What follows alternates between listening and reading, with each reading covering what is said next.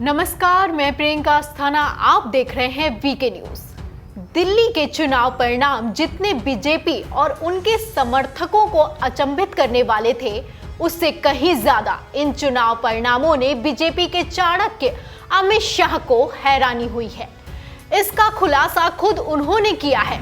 दरअसल बीजेपी दिल्ली में ये मानकर चल रही थी कि वो केजरीवाल को बेदखल कर सत्ता पर काबिज होगी। उसे ये उम्मीद नतीजों के दिन और रुझानों के आने के बाद तक थी, लेकिन फाइनल नतीजों ने बीजेपी की इन उम्मीदों को धराशाही कर दिया और बीजेपी महज 8 सीटें जीत पाई। हालांकि बीजेपी को इस चुनाव में वोट प्रतिशत का फायदा जरूर हुआ। अब दिल्ली की हार पर अमित शाह का जो बयान आया है, उसमें उन्होंने माना है कि उनका आंकलन गलत हुआ है।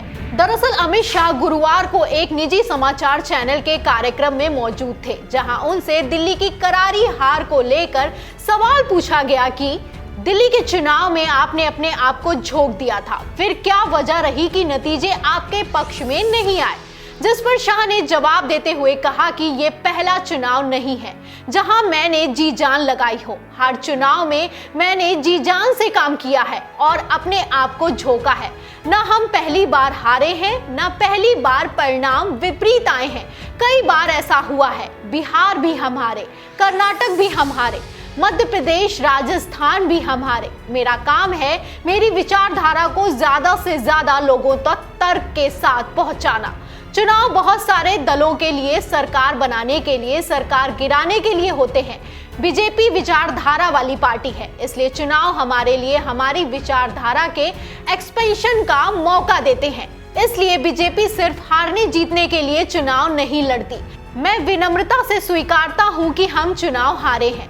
मेरा आकलन गलत हुआ, मुझे इसे स्वीकार करने में कोई गुरेज नहीं। आकलन गलत होते हैं, मेरा भी हुआ। जब उनसे पूछा गया कि क्या चुनाव के दौरान विवादित बयान दिए गए, उनका भी असर हुआ है, तो जवाब में शाह ने कहा कि गोली मारो और भारत पाक मैच जैसे बयान नहीं दिए जाने चाहिए थे।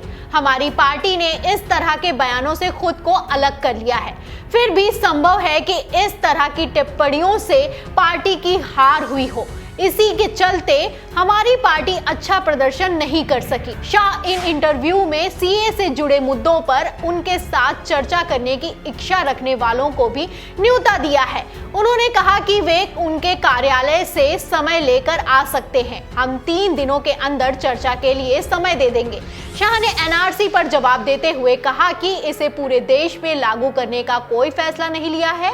कागज नहीं दिखाएंगे वालों को भी शाह ने यहां से जवाब देते हुए कहा कि एनपीआर के दौरान जो लोग अपने दस्तावेज नहीं दिखाना चाहते हैं, उन्हें ऐसा करने की पूरी छूट है।